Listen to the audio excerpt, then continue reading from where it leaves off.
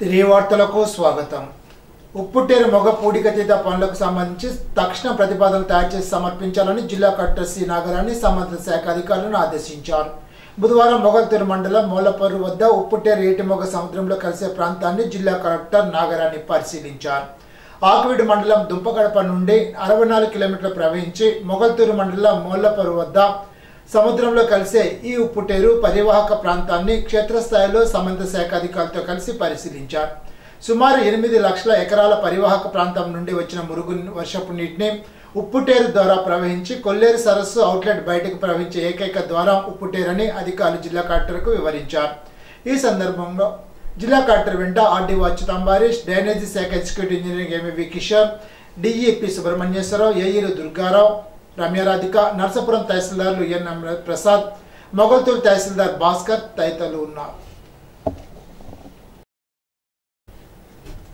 బుధవారం నర్సాపురం మండలం పెద్దమైనవాణి లంక గ్రామంలో డిజిటల్ కమ్యూనిటీ భవనాన్ని జిల్లా కలెక్టర్ సి నాగరాణి ఆకస్మికంగా సందర్శించారు. డిజిటల్ భవనంలో జరుగుతున్న శిక్షణను పరిశీలించారు. డిజిటల్ భవనం ఎప్పుడు ప్రారంభించారు, ఇప్పటివరకు ఏ శిక్షణలు ఎంతమంది తీసుకోవడం జరిగింది, శిక్షణ పొందిన వారి ప్లేస్మెంట్లు తదితర వివరాలను డిజిటల్ భవన్ నిర్వాహకులను జిల్లా కలెక్టర్ అడిగి తెలుసుకున్నారు.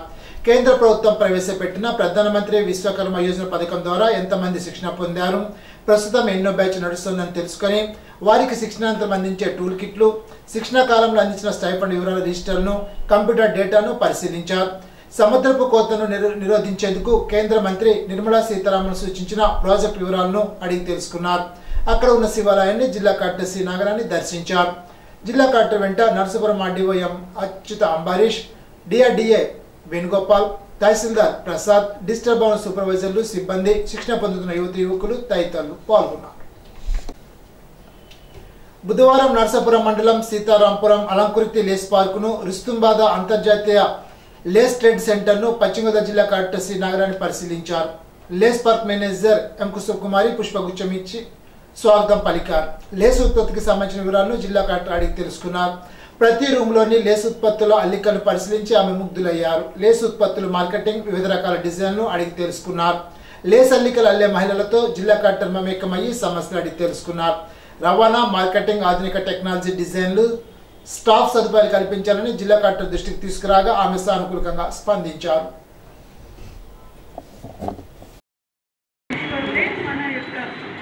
ప్రపంచ పటంలో నర్సాపురం క్రోషియా లేస్ అనేది స్థానం సంపాదించుకుంది.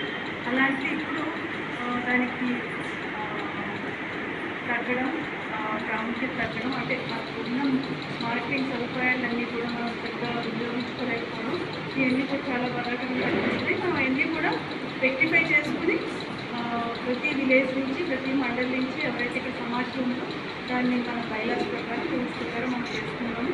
అలాగే ఏ విధంగా దీన్ని డెవలప్ చేసుకోవాలి అనేది ఖచ్చితంగా మేము దాని గురించి వర్క్ చేస్తాము. మీరు ఇది మంచిగా జరుగుతుందని ఆశిస్తున్నాను. దానికోసం మీ అందరి సహకారం కూడా కావాలి. మనం అందరూ కలిసికట్టుగా చేయాలి. Thank you very much.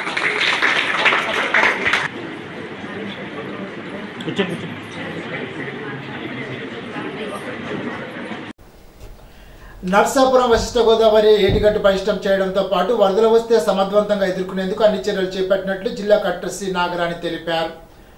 పశ్చిమ గోదావరి జిల్లా కలెక్టర్గా బాధ్యతలు తీసుకున్న అనంతరం తొలిసారిగా నర్సాపురం విచ్చేసిన జిల్లా కలెక్టర్ నాగరాణి బుధవారం వశిష్ఠ గోదావరి ఏటిగట్టు పనులను ఆకస్మికంగా పరిశీలించారు. ఇరిగేషన్ అధికారులు ఏటిగట్టు పనులపై ఆరా తీసి పలు సూచనలు చేశారు. గతంలో కోతకు గురైన ప్రదేశాన్ని జిల్లా కలెక్టర్ స్వయంగా పరిశీలించారు. అనంతరం పత్రికా విలేకరులతో జిల్లా కలెక్టర్ మాట్లాడుతూ నర్సాపురం నియోజకవర్గంలో జలవనరుల శాఖ ఆధ్వర్యంలో జరుగుతున్న డ్రైనేజీ పనులను పర్యవేక్షించడం జరిగిందని, పూర్తి నాణ్యతతో నిర్మాణాలు జరుగుతున్నాయని తెలిపారు.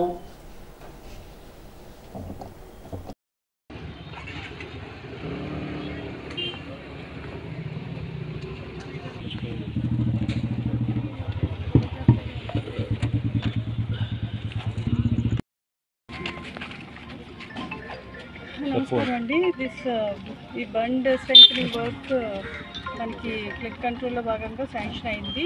400 మీటర్స్ బ్రీచ్ అబ్జర్వ్ అయింది. దాంట్లో మనకి వర్క్ చాలా వరకు కంప్లీట్ అయింది. 250 మీటర్స్ రివెట్మెంట్ అంతా జరిగింది. దానికి 24 crores వరకు కూడా ఖర్చు అవ్వడం జరిగింది. అది వర్క్ క్వాలిటీ వర్క్ ఎగ్జిక్యూషన్ ఎట్లా ఉంది, రేపు ఫ్లడ్స్ అంటే అన్ని జూలైలో చాలా హెవీ ఫ్లడ్స్ అన్ని కూడా ఫోర్కాస్ట్ చేసాము. దానికి మనం సంసిద్ధంగా ఉన్నామా లేదా అనేది, తర్వాత క్వాలిటీ ఆఫ్ వర్క్ ఏ విధంగా ఉందని చూడడానికి రావడం జరిగింది. అంతా చూసాము. తర్వాత ఇక్కడ నుంచి దెర్ ఆర్ ఫ్యూ థింగ్స్ అన్నీ కూడా విజిట్ చేయడం, నర్సాపురం వేస్పా కొన్ని మండల్స్ విలేజెస్ అన్నీ కూడా విజిట్ చేయడానికి చూస్తున్నాము. అంటే ఇక్కడ జిల్లా ఉన్న పరిస్థితి, ఇక్కడ ఉన్న కల్చర్, ఇక్కడున్న ఎకనామిక్ యాక్టివిటీస్, ఎక్కువ మంది ఉపాధి పొందే నర్సాపురం లేస్, తర్వాత ఆక్వాకల్చర్, అధికంగా ప్రాబ్లం ఉంది. అది కూడా మేము అర్థం చేసుకోవడానికి ప్రయత్నిస్తున్నాము. అదేవిధంగా వర్క్స్ ఏ విధంగా నడుస్తున్నాయి, ఇరిగేషన్ డిపార్ట్మెంట్లో, డ్రైనేజ్ డివిజన్స్లో ఏ విధంగా జరుగుతున్నాయి అనేది కూడా మనం కంటిన్యూస్గా మానిటర్ చేస్తున్నాము. దాని తగ్గ చర్యలన్నీ కూడా తీసుకోవడం జరుగుతుంది. 22లో అయింది మనకి. అప్పుడు 22 lakh cusecs ఫ్లడ్ వాటర్స్ రావడము, హెవీ ఫ్లడ్ అన్ఎక్స్పెక్టెడ్గా రావడంతో అప్పుడంతా బ్రీచ్ అయింది. ఇప్పుడు కూడా మనం ప్లాన్ చేసింది ఏంటంటే 25 లక్షల క్యూసెక్స్ వాటర్స్ ఫ్లడ్ వచ్చినా కూడా తట్టుకునే విధంగా తయారు చేయడం జరిగింది.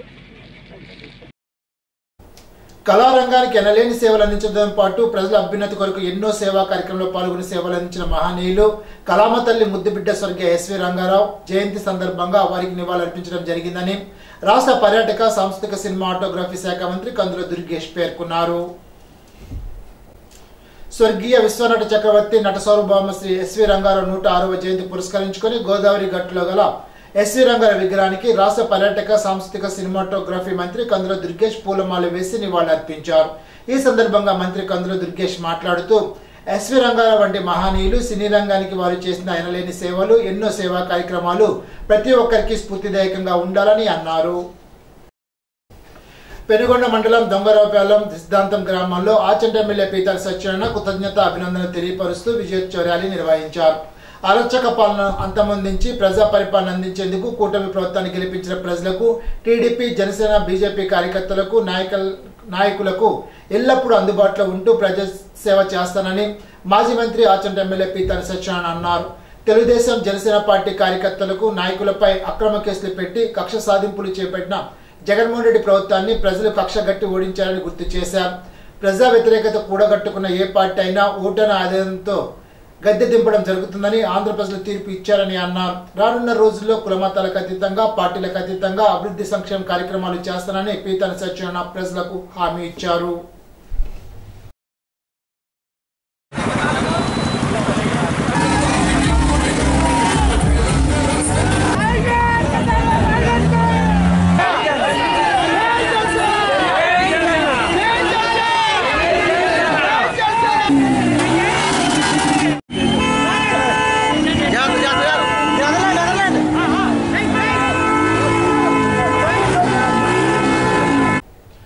గణపవరం మండలం డి కుముదవల్లి ప్రాథమిక పాఠశాల విద్యార్థి కంకిపాటి సుజన తేజ రాష్ట్ర గురుకుల పాఠశాలలో 6వ తరగతిలో ప్రవేశానికి ఎంపికైనట్లు మండల విద్యాధికారి పి శేషు తెలిపారు. విద్యార్థిని ఉపాధ్యాయులు అన్నపూర్ణ, గొర్రెల దుర్గాప్రసాద్, ఉమార్ రామ్ తదితరులు అభినందించారు. Tadepalligudem housing board colony SVR circle వద్ద ఎస్వి రంగారావు 106వ జయంతిని ఘనంగా నిర్వహించారు. తాడేపల్లిగూడెం శాసనసభ్యుడు బొలిశెట్టి శ్రీనివాస్ ముఖ్య అతిథిగా పాల్గొన్నారు. ఎస్వి రంగారావు విగ్రహానికి ఎమ్మెల్యే శ్రీనివాస్, టీడీపీ నాయకుడు వలవల బాబ్జీ పూలమాలలు వేశారు.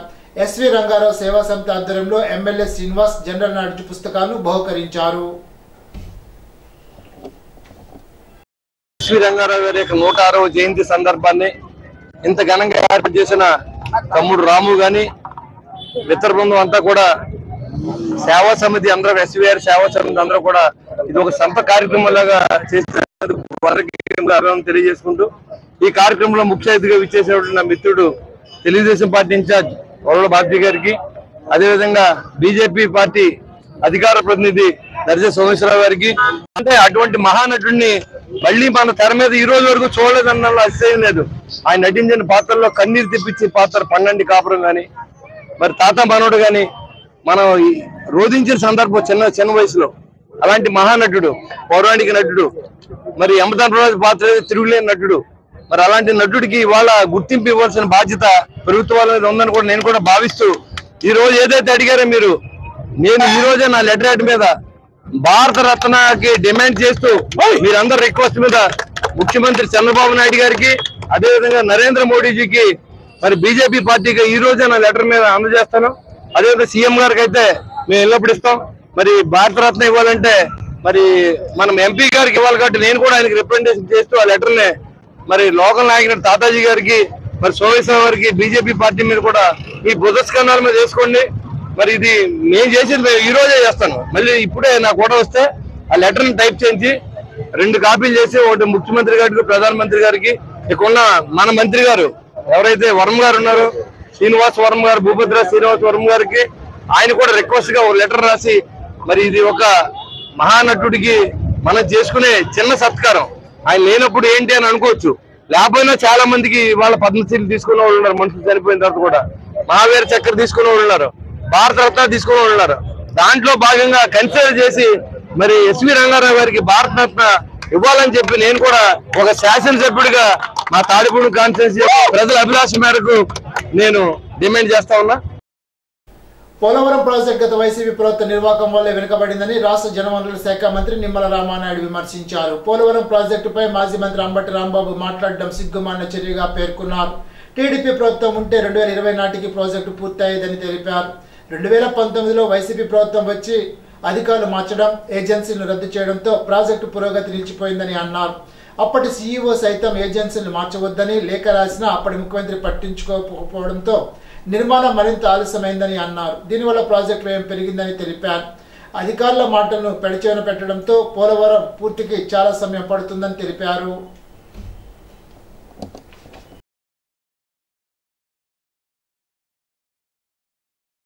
తెలుగుదేశం ప్రభుత్వం కంటిన్యూ అంటే 2020కి పోలవరం ప్రాజెక్టు పూర్తయి ఉండేది. ఏదైతే 2019లో ప్రభుత్వం మారిన వెంటనే జగన్మోహన్ రెడ్డి ఏదైతే తన యొక్క రివర్స్ ఆలోచనతో రివర్స్ టెండరింగ్ తెచ్చి మరి అక్కడ ఉన్నటువంటి ఏజెన్సీలన్నింటినీ కూడా రద్దు చేసిన మాట వాస్తవమా కాదా?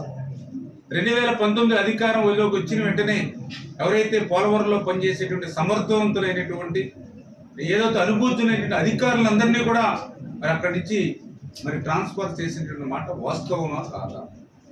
ఇది మేము చెప్పినటువంటి విషయాలు కూడా కాదు. సాక్షాత్ ఏదో పోలవరం ప్రాజెక్ట్ అథారిటీ ఏదైతే ఉందో వాళ్ళే మినిట్స్ లో క్లియర్ గా రాశారు. ఈరోజు మినిట్స్ పేపర్స్ కూడా మనందరం కూడా ఓపెన్ గా నెట్ లో కూడా చూసుకోవచ్చు. అందరూ క్లియర్ గా రాశారు. అదేవిధంగా పోలవరం ప్రాజెక్ట్ అథారిటీ ఎవరైతే సీఈఓ ఉన్నాడో ఆయన డైరెక్ట్ గా ఆ రోజు స్టేట్ గవర్నమెంట్ చీఫ్ సెక్రటరీ కూడా లెటర్ రాశారు. ఆయన కూడా పోలవరం ప్రాజెక్ట్ అనేది చాలా క్లిష్టమైనటువంటి ప్రాజెక్టు, ఇది మంచి క్రిటికల్ స్టేజెస్ లో ఉన్నప్పుడు సీజన్ కి మార్పులు వచ్చేటువంటి సమయంలో మీరు ఇట్లా ఏజెన్సీని రద్దు చేసి మళ్ళీ కొత్త ఏజెన్సీని ఇస్తే మరి టైం డిలే అవుతుంది. 2009లో కూడా ఇట్లా పనిచేసి ఏజెన్సీని రద్దు చేసి మళ్ళీ కొత్తగా మరి టెండర్స్ పెరగడం వల్ల టైం డిలే అయింది. నెక్స్ట్ కొత్త ఎస్ఎస్ఆర్ రేట్లతో ప్రాజెక్ట్ అంచనా వ్యయం కూడా పెరుగుతుంది. పైగా ఏదైతే 2 ఏజెన్సీలకు మీరు వర్క్ ఇస్తే ఆ వర్క్ లో ఏదైనా నాణ్యతలో ప్రమాదం ఏర్పడితే ఏ ఏజెన్సీ బాధ్యత వహిస్తుంది? అంచేత ఇటువంటి పనులు చేపట్టవద్దు. ఖచ్చితంగా ఏదైతే ఉన్న ఏజెన్సీలతో ముందుకెళ్ళండి అని చాలా క్లియర్ గా ఒక రకంగా చెప్పాలంటే ఆ సీఈఓ అయితే డైరెక్ట్ గా హంబుల్ రిక్వెస్ట్ కనీసం కొనసాగించండి ఉన్న వ్యవస్థనని సాక్షాత్తు పీపీఏజీ పీపీఏ లేఖలో రాసిన పెడచెవను పెట్టినటువంటి ముఖ్యమంత్రి ఆ రోజు జగన్మోహన్ రెడ్డి. మరి ఆ రోజు పోలవరం విధ్వంసం అది కూడా మేము చెప్పినటువంటి మాటల్లో కాదు, సాక్షాత్తు ఐఐటి హైదరాబాద్ నిపుణులు చెప్పినటువంటి మాటలు అవన్నీ కూడా. ఏదైతే నీతి ఆయోగ్ ఏదైతే ఆ యొక్క పోలవరం మీద వాళ్ళు ఇచ్చినటువంటి రిపోర్ట్ నిమ్మంటే ఐఐటి హైదరాబాద్ చాలా క్లియర్ గా వాళ్ళ రిపోర్ట్ లో మెన్షన్ చేశారు. ఏదైతే డయాఫ్రమ్ వాల్ ఏదైతే ఉందో ఆ డయాఫ్రమ్ వాల్ 2020 ఆగస్టులో వచ్చినటువంటి వరదలకి దెబ్బతింది. ఇప్పుడు తూర్పుగోదావరి జిల్లా వార్తలు. పట్టిసీమ ఎత్తిపోతల పథకం ద్వారా గోదావరి జలాలను రాష్ట్ర జలవనరుల శాఖ మంత్రి నిమ్మల రామానాయుడు విడుదల చేశారు. 5 సంవత్సరాల తర్వాత గోదావరి నీరు కృష్ణమ్మ వైపు పరవళ్లు తొక్కుతోంది. పూర్వ ఎమ్మెల్యే చిరి బాలరాజు ఇతర నేతలు పాల్గొన్నారు.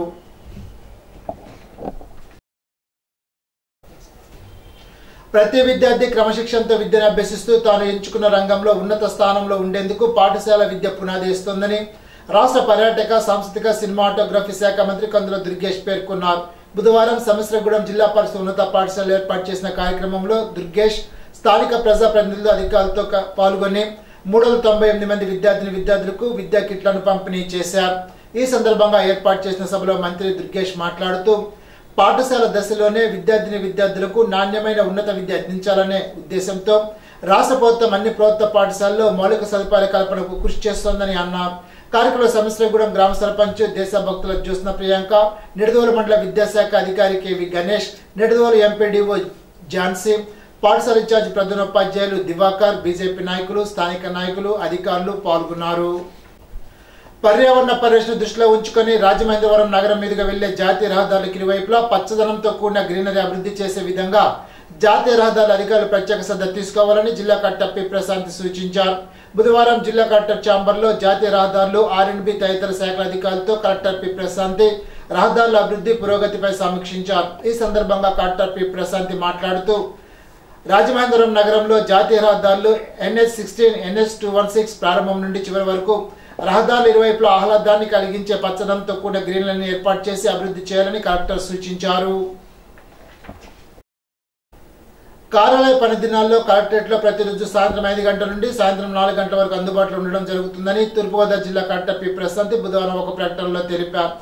ఆ సమయంలో ప్రజలకు అందుబాటులో ఉండడంతో పాటు ముఖ్యమైన అంశాలపై చర్చించేందుకు ప్రభుత్వ అధికారులకు అందుబాటులో ఉండడం జరుగుతుందని తెలిపారు. ఈ విషయాన్ని ప్రతి ఒక్కరు గమనించాలని పేర్కొన్నారు. ఈనాటి బంగారు మాట, ఆత్మవిశ్వాసం ఉన్నవారు విజయం సాధించి తీరుతారు. ఎమర్సన్. ఈ వార్తలతో సమాప్తం. తిరిగి బిజినెస్ లో కలుసుకుందాం. అంతవరకు సెలవు. నమస్కారం.